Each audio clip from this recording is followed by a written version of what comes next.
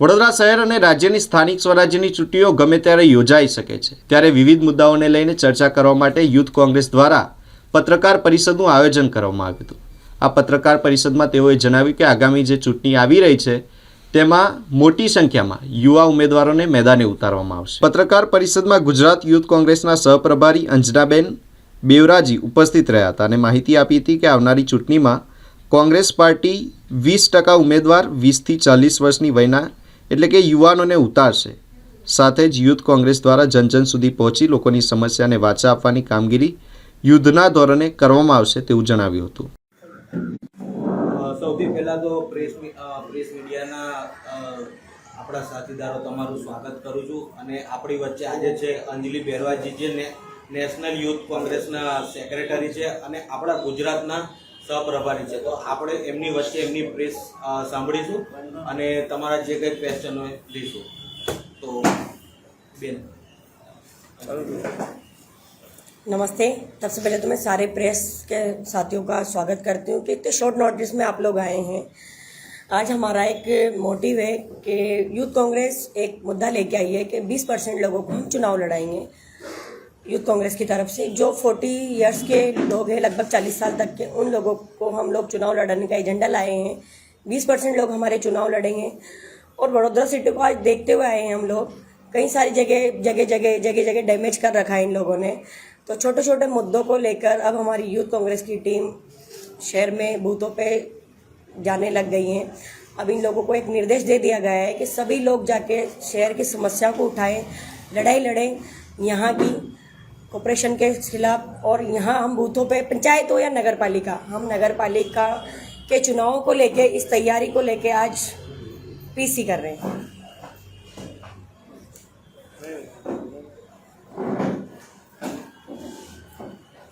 किस किस मुद्दा लेकर आप जाओगे कि अभी महानगर पालिका का चुनाव आ रहा है तो युवा हमारे देश बहुत इम्पोर्टेंट वर्ग है। भाई जैसे कि कल भी कई डिस्कशन में मैंने सुना कि शराब का ठेका वाला कोई मैटर था।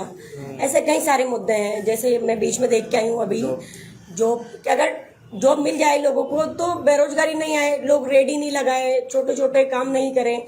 आज दारू का ठेका लगाने वाला व्यक्ति अगर उसको सरकारी जॉब मिल जाती तो वो नौकरी करता, क्या दारू का ठेका लगाता?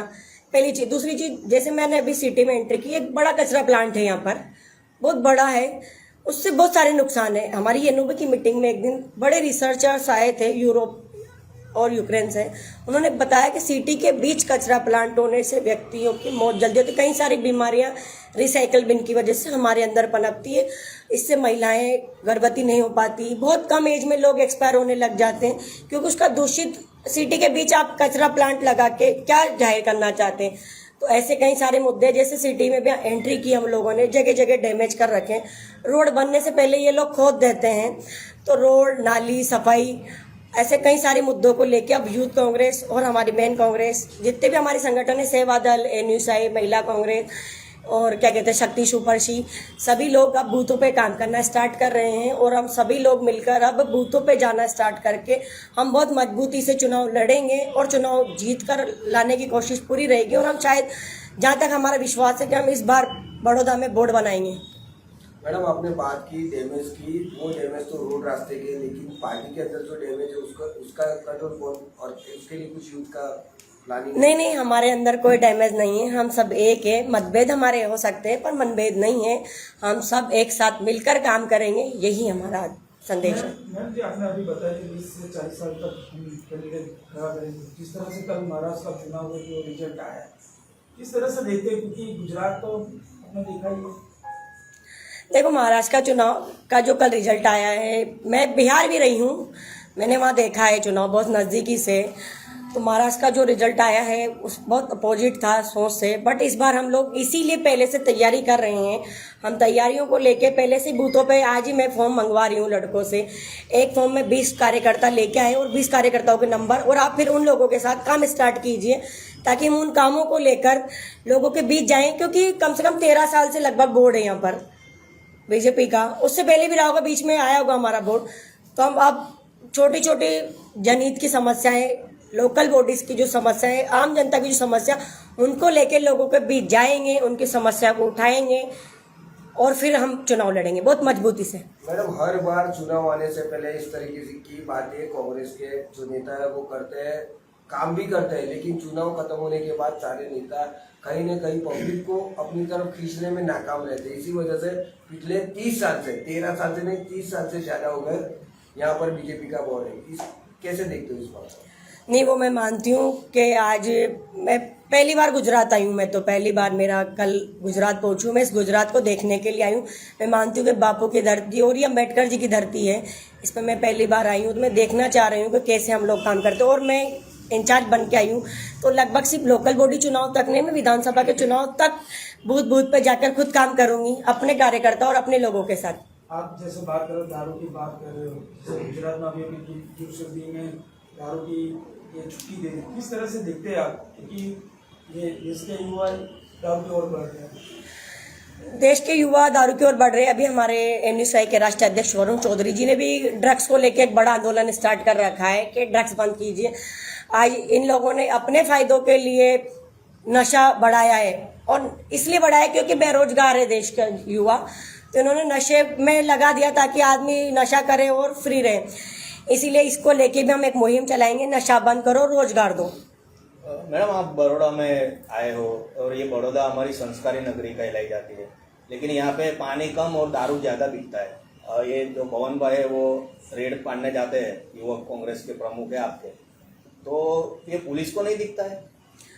ये तो सरकार को भी देखना चाहिए। पुलिस के साथ साथ ये पुलिस की नहीं, सरकार की भी जिम्मेदारी है कि इस चीज को देखें कि युवाओं को बेरोजगारी की तरफ बढ़ाकर नशे की तरफ ले जा रही हैं। और आप देखिए कि ये जो पोर्ट है वहाँ पे हजारों करोड़ों के नशा का सामान मिलता है, तो फिर ये आईबी इनका कहाँ जाता है गुजरात सरकार? अब ये सरकार से आप लोग क्वेश्चन कीजिएगा, मैं तो क्या क्वेश्चन कीजिए ना, आप भी कर सकते हो भाई, आप सरकार से क्वेश्चन कीजिए कि भाई ये कैसे कर रहे हैं, हम तो करते हैं, क्योंकि सरकार यहाँ लगभग कई सालों से हमारे राष्ट्रीय अध्यक्ष जब अध्यक्ष बने, सबसे पहला आंदोलन उन्होंने मुंद्रा पोर्ट पे किया था, ड्रग्स विरुद्ध का प्रोग्राम किया था हमारे राष्ट्रीय अध्यक्ष उदय भानु चीफ जी ने।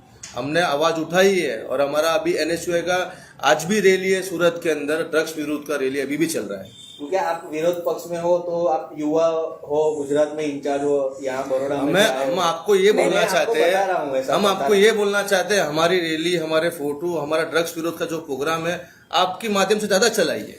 भाई मैं पहले कह रही हूँ, मैं पहली बार गुजरात आई हूँ। मैं इस गुजरात को समझना चाहती हूँ कि हमारे लोग कैसे चले गए, क्या है।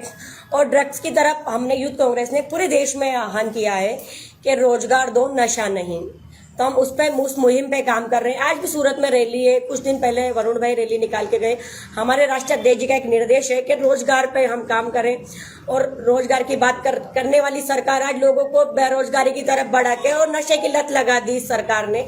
तो इसका मैं मीडिया भाइयों से कहना चाहूंगी कि आप लोग इस चीज का क्वेश्चन करें सरकार से कि आपने स्टार्टिंग में सरकार में आने से पहले कहा था कि 2 करोड़ नौकरी देंगे। 2 करोड़ नौकरी की बजाय आपने ड्रग्स, जितने भी बड़े पैमाने पे नशा था, उनको युवाओं को ज्यादा लत में उलझाया है। और ये अभी महाराष्ट्र में अभी बीएम महानगर पालिका चुनाव हुआ, वहाँ पे बीएमसी मतलब मुंबई महानगर पालिका में तो जो उम्मीदवार है उनको 5-5 करोड़ रुपए देकर खरीदा गया, और रात को नोटों की बारिश चल रही थी भाजपा वाले लोगों ने। इस सरकार का काम यही है। बिहार में भी इन्होंने 10-10 हजार रुपए दे के और SIR के नाम पे 65 लाख वोट काटे।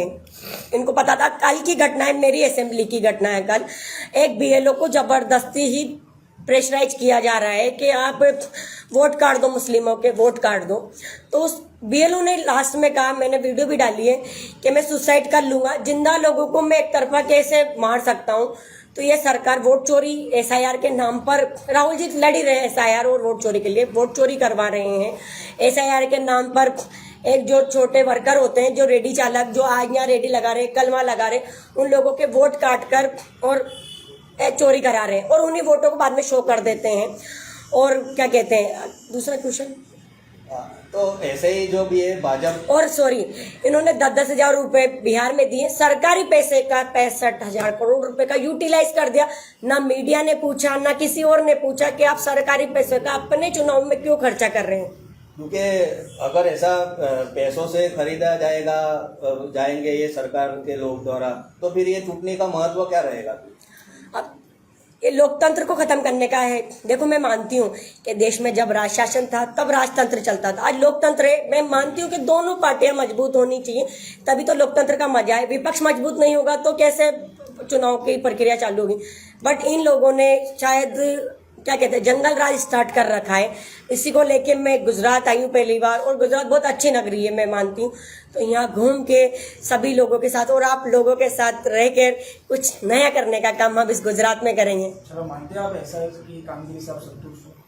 नहीं, मैं SIR के काम को लेकर भी संतुष्ट नहीं हूँ, क्योंकि जगह जगह नाम काट रहे। मेरे वार्ड में भी मैं काउंसलर हूँ 11 साल से, झालावाड़ नगर परिषद से मैं पार्षद हूँ। मेरे वार्ड में भी ऐसे गेम करने की कोशिश करते, पर मैं थोड़ा सा एक्टिव रहती हूँ तो नहीं कर पाते। पर कई सारी जगह जहाँ यहाँ लोग वोट काट रहे हैं। हमारे राजस्थान में 19 BLO ने सुसाइड की है, सरकार ने इस पर कोई रिएक्शन नहीं लिया। आपके गुजरात के जो विरोध पक्ष नेता तुषार भाई ने वो ऐसा की कामगिरी से संतुष्ट है? देखो उसको लेके मैं कोई जवाब नहीं दूँ, क्योंकि मैं पहली बार गुजरात आई हूँ, मुझे इसकी जानकारी अभी है नहीं। मैं लगभग सारी जानकारी लेके मीडिया भाइयों से दोबारा चर्चा करने का कोशिश करूंगी कि मैं और जानकारी लेके आप लोगों से रूबरू हूँ।